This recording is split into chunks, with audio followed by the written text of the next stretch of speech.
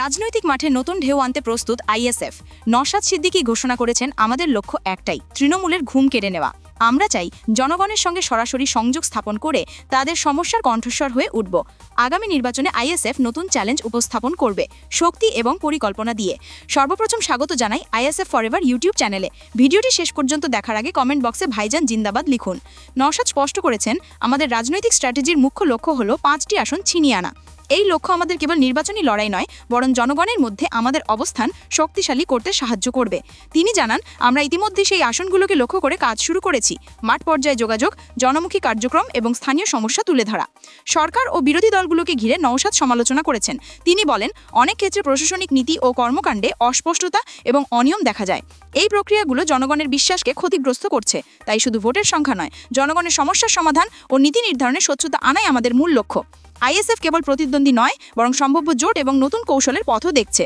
নওশাদ বলেছেন, নির্বাচনী সমঝোতা এবং কৌশলগত জোট গঠন আমাদের লক্ষ্যকে আরও শক্তিশালী করবে। আমরা চাই রাজনৈতিক সহযোগিতা এমন হবে যা জনগণের কাছে ইতিবাচক এবং কার্যকরী মনে হবে। ভিডিওর মাঝখানে আপনাদের সকলের কাছে একটিই অনুরোধ, আমাদের ভাইজান পীরজাদা আব্বাস সিদ্দিকী ও নওশাদ সিদ্দিকী কিংবা আইএসএফের সমস্ত খবর সবার আগে দেখতে আইএসএফ ফরএভার চ্যানেলটি সাবস্ক্রাইব করুন এবং পাশের ঘন্টাটি বাজিয়ে রাখুন। জনগণই আমাদের মূল শক্তি।